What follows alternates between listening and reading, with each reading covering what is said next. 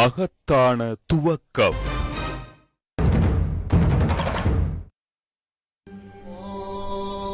கேரளாவின் கொடுங்கலூரில் இன்றும் கம்பீரமாக காட்சி தருகிறது இந்தியாவில் முதன்முறையாக கட்டப்பட்ட இஸ்லாமியர்களின் மசூதி. தென்னிந்திய துறைமுகங்களையும் தெற்காசிய துறைமுகங்களையும் இணைக்கும் முக்கியத்துவம் வாய்ந்தது கேரளத்தின் மலபார் கடற்கரை. அரேபியாவிலிருந்து வருகை தந்த வணிகர்கள் கேரளாவில் புதிய மத சிந்தனைகளை விதைத்தனர். இஸ்லாம் என்று அழைக்கப்பட்ட அந்த மதம் கடற்கரை மனிதர்களை மட்டுமல்லாது இந்த நாட்டின் இந்து மன்னர் சேரமான் பெருமாளையே மனம் மாற்றி மதம் மாற்றியது.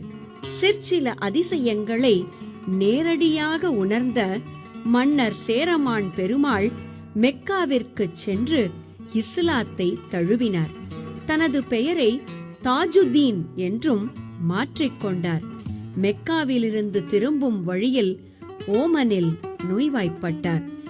இறக்கும் தருவாயில் தன் சகாக்களை அழைத்து தன் நாட்டில் இஸ்லாத்தை பரப்புமாறும் தொழுகைக்காக மசூதி ஒன்றை கட்டுமாறும் பணித்தார். கிபி 629 வருடம் மாலிக் பின் தினார் தலைமையில் கேரளம் திரும்பிய மன்னரின் சகாக்கள் இந்த புனித பணியில் ஈடுபட்டனர்.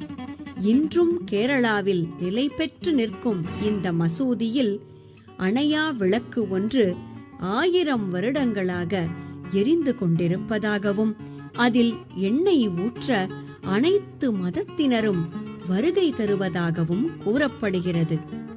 மன்னர் சேரமான் பெருமாள் பெயரால் அமைக்கப்பட்ட இந்தியாவின் முதல் மசூதி சேரமான் ஜுமா மசூதி என்ற பெயரில் கேரளாவின் கொடுங்கலூரில் உருவானது ஒரு மகத்தான துவக்கம்.